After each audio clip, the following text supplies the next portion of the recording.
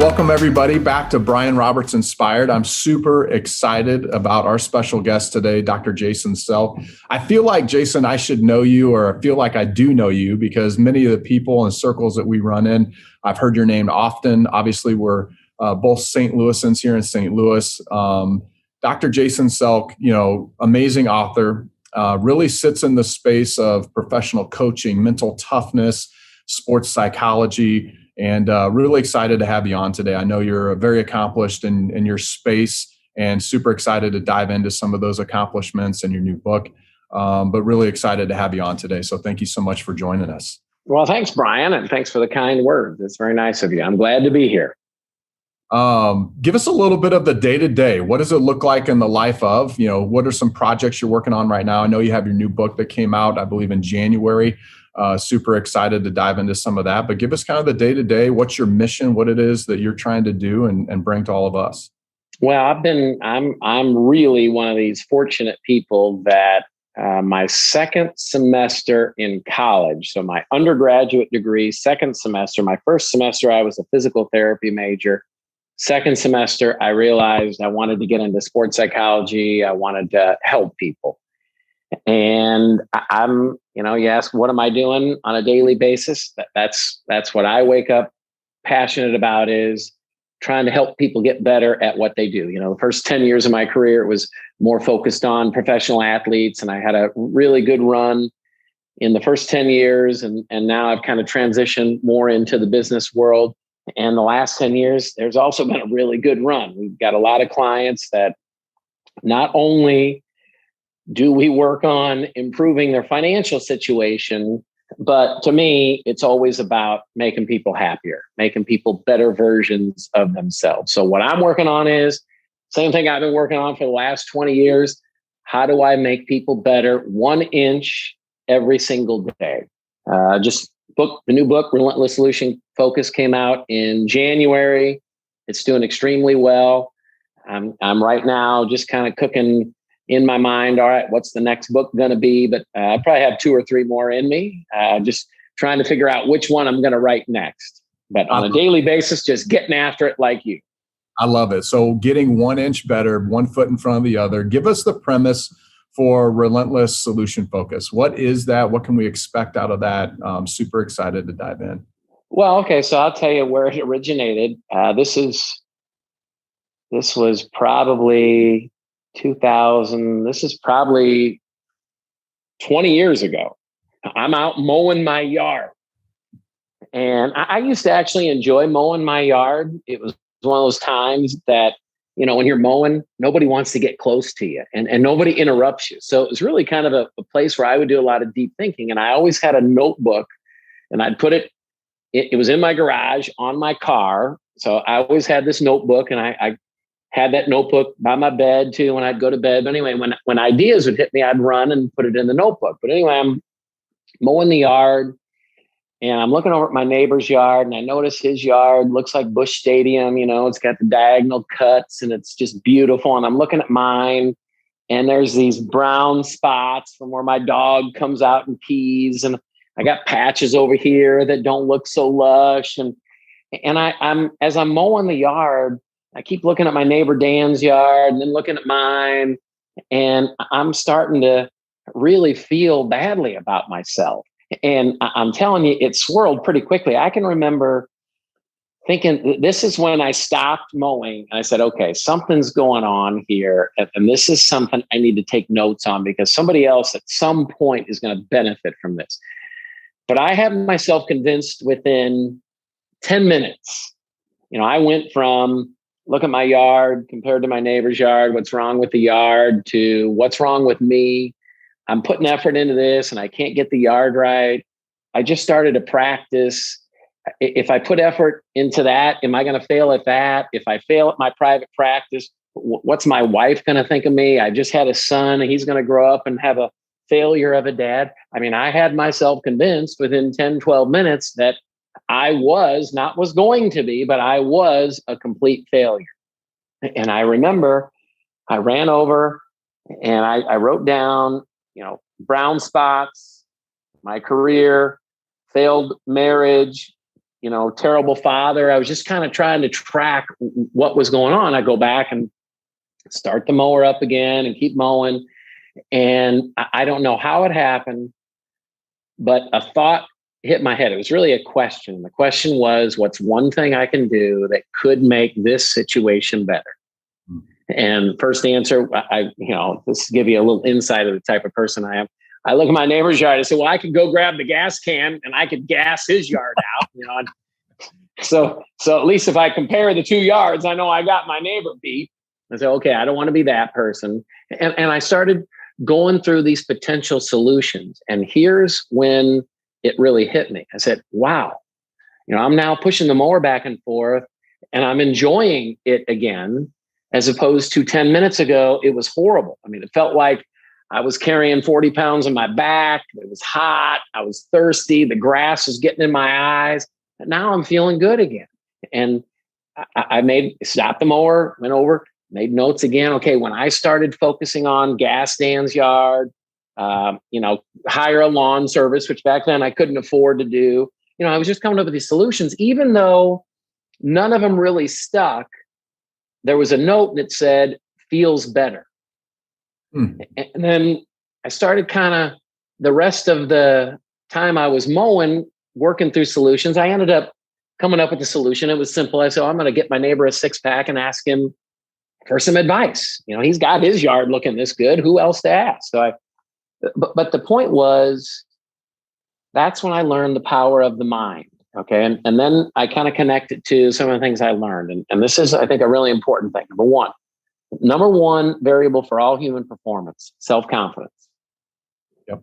Number two, when our minds do, and I didn't know it was normal at the time, I now know it's totally normal. When our minds do, it's called PCT, focus on the negative or focus on problems, it's totally normal. When our minds do what's totally normal, which is focus on problems or negativity, self-confidence decreases. And number three, when our minds focus on solutions, our self-confidence increases. I said, okay, I think there's something really powerful here. I started talking to people. It started, I would do speeches and I would tell that. I haven't told the story in a while, but sitting in my house and I'm looking out at my grass and it looks pretty good right now. So I thought I'd get a little nostalgia going here. But he's got gas in the yard now. Yeah. I'm watching my neighbor to see if he's walking around with a gas can. Okay, so my point is, with RSF, I think it's important for people to realize RSF stands for Relentless Solution Focus. And I'd probably say it's synonymous with what mental toughness is. I've just kind of defined it more as relentless solution focus. But number one, it's totally normal to be mentally weak. It's totally normal for me to, as I'm pushing the mower back and forth, focus on the problems or the negativity in my life. Okay, it's completely abnormal to be mentally tough. Just like my bicep. It's abnormal for my bicep to be big and strong. When I'm born, that bicep is weak. But if I do abnormal activities, the bicep becomes strong. So number one, it's totally abnormal to be mentally tough. Number two, everyone can become mentally tough. And number three, and this is what I've identified in the book, and the last 20 years of my life, I've been so focused on, okay, so how do we get people so that this becomes an asset, as opposed to, for most people, it's a liability. And in 3 minutes or less, 3 days a week, that's a 9-minute or less investment in the training, you can't help but become more mentally tough. Learning to focus on solutions becomes more normal than the original PCT that we're all kind of built with. So that's kind of a long-winded answer to your question. No, I think that's incredible, because I think for most of us, our natural inclination is to focus on the negative, right? To kick the rocks, to point the fingers, to blame things. But then I think when you look at Dan's yard in this example, oftentimes you feel collapsed because you're so far away from even having that. Maybe your yard's got rocks and gravel and it's really in despair. How do you coach people on that 1 inch?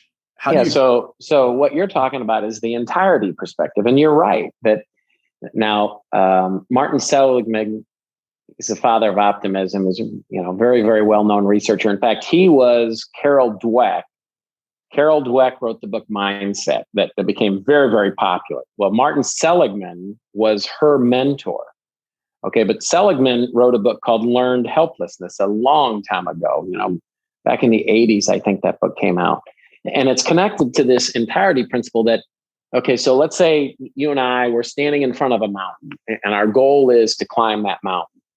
And what we have the tendency to do is to look at, wow, Brian, that is a very tall mountain. In fact, we can't even see the tip of that mountain because the clouds have covered, we got to climb even further than the clouds on this thing. And I keep talking to you about, wow, can you believe how tall this is? This is going to take forever. I don't know that we can ever get this done. And the whole time we're focused on the entirety perspective, we're not doing the one thing that gets us to the top. And again, this is where I feel like I have such an advantage in my life just because of the things I chose to study in school and understand how the brain works. And you're right. It's not just most of us that focus on the negative or focus on the big picture to a point where we become hopeless and we stop doing any of the work. That's how we're all built. This is how the human brain is built. And people say, well, why is that true? Well, hundreds of years ago, it was really helpful for survival. The fight or flight mentality helped us a great deal to stay out of the lion's den. But these days, especially, people think, well, we're coming out of a pandemic. It's not that safe of a time to be alive. Absolutely, it still is. Even with this pandemic, it's the safest time by far for humans. Yep. So what hundreds of years ago served us very well as survival mechanisms now is extremely counterproductive for performance and reaching your potential. But here's the part I want people to realize: you can do something about it. I love that. And I know you've had tremendous success in the sports arena. I'm a huge St. Louis Cardinals fan, so I've got to mention, your run with them and, helping them, win one of the World Series in 20 years. And then on the bookend, on the back of that in 2011 as well. When I think of mental toughness and I think of Relentless, I don't know why, but this image of Kobe Bryant, comes to mind. I think of Relentless and mental toughness, and in the sports arena, like, man, that guy defines that. And the top performers you work with, what are some of the characteristics? What are some of the things they possess relative to having this relentless solutions focus? How do you put together? Well, here, I'm going to say this because I think people have a tendency to romanticize the sports world and sports figures. And look, I very, very much enjoyed working in that industry for 10, 12 years. And I still, do some work there. But here's the thing. Everybody shows mental toughness, and you're right. Kobe is a great example of that. But Brian, you're an example of that. I'm an example of that. Everybody listening is an example of mental toughness. And here's the greatest thing about my job. All right. So I have this job, and because of confidentiality, I get all these people that, you watch on TV sometimes, or, even now I get some of the business titans that you might be seeing on CNN or listen to them on a podcast. But those folks, they come in and they close the door, and then they know I can't say anything. And what I've learned is no matter how successful you are, no matter how well put together you appear to be, every one of us has trouble. Every one of us. And so mental toughness, here's what I call mental toughness. Well, I'll give you the definition, then I'll kind of give you, I think, what you're looking for. My favorite definition is the mind's ability to focus on solutions, especially in the face of adversity. Okay, but mental toughness is when you get up and you don't want to, and you fight your way through your day. That's mental toughness. Now, you guys like Kobe, and again, I don't mean to take anything from those folks, but look, those folks are getting paid millions and millions and millions of dollars to have that mental toughness. How about the people that aren't getting that kind of monetary reward. And those are the folks, one of my favorite story in the book, I got to be real careful here. So get emotional. My favorite story in the book is a story about a guy named Mark McLean. Mark McLean never made millions and millions of dollars. But you know what? He came from a really, really rough situation. And it turned out that he married and created this great family. I get emotional because he passed away right after the book came out, unexpectedly, had a heart attack. But see, that's what I call mental toughness. And he taught me this.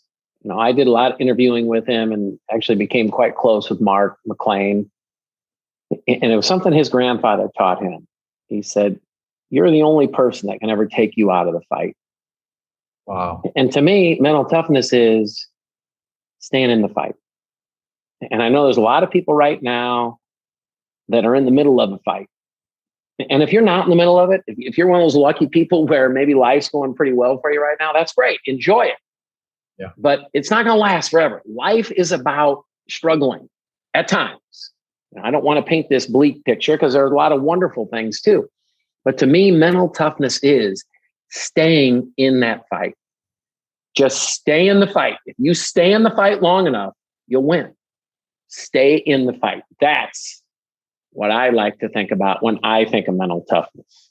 I love that. And I think, man, especially an important message coming off of what we've just come off of as, husbands, mothers, brothers, sisters, business people, teachers. My goodness, the entire dynamics of our world literally thrown on its head.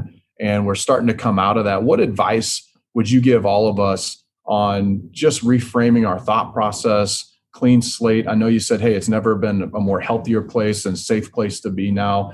Any thoughts you would have around that as we start to move forward, go 1 inch further? I don't know whether it's a message of gratitude or optimism, but what are your thoughts now as we sit today, really kind of new territory, jumping back into things and heading forward?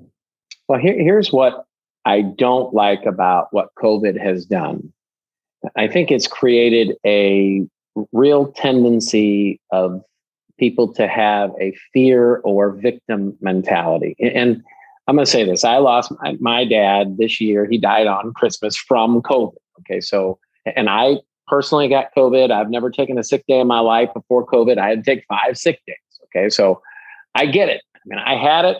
I lost, one of the most important people in my life to it. I know that it has hit a lot of people in some very, very tough ways. But, I just say this.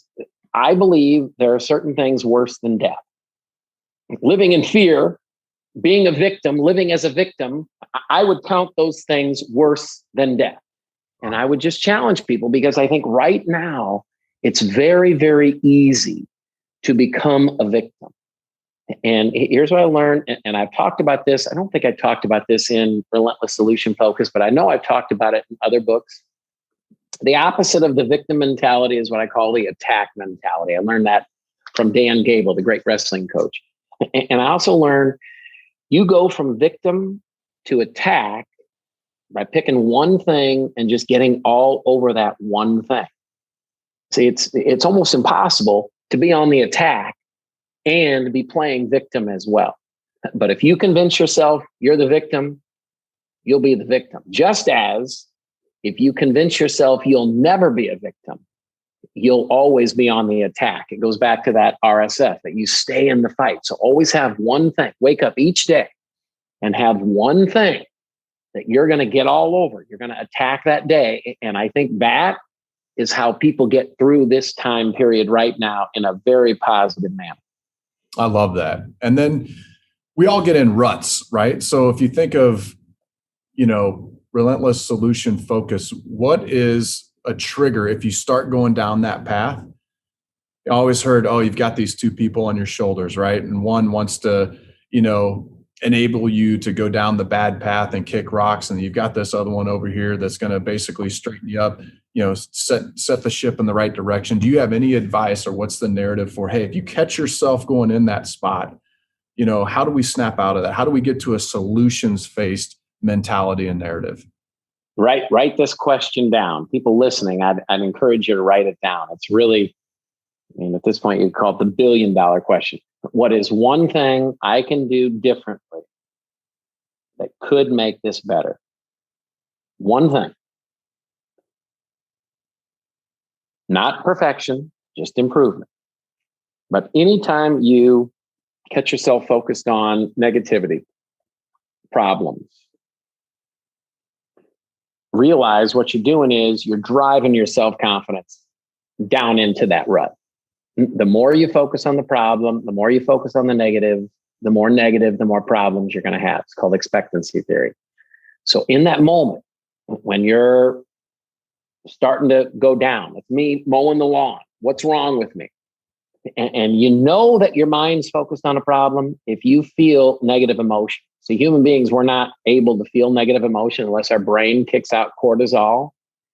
The cortisol releases, the trigger to release the cortisol is when the brain focuses on the problem. Most people just don't realize negative emotion is not a curse, it's a gift. We're supposed to be able to say, oh, I feel stress or anxiety or fear or anger or depression or guilt because my thoughts are screwy. Okay, so then you ask that question, what's one thing I can do right now? What's one thing I can do differently that could make this better? By the way the question is phrased, if you answer, you now have to be focused on the solution. And remember, focusing on problems or negativity drives self-confidence down. Focusing on solutions will drive self-confidence back up. So if you're relentless about having your mind focus on the solution, self-confidence is going to go through the roof and you're going to really like the result. So in those moments when you're feeling the rut, feeling the negativity, just ask that question and force an answer. And I'm going to say one final thing about that. I don't know is not an answer.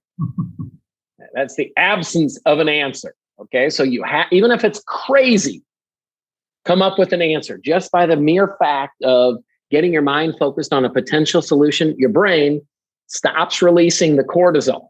Cortisol makes you feel like garbage, but it also handicaps cognitive functioning. You become stupid. So not only you feel bad, but you're going to feel bad and be stupid. The second you shift over to a solution, your brain releases new neurotransmitters, dopamine, serotonin, and those enhance cognitive functioning.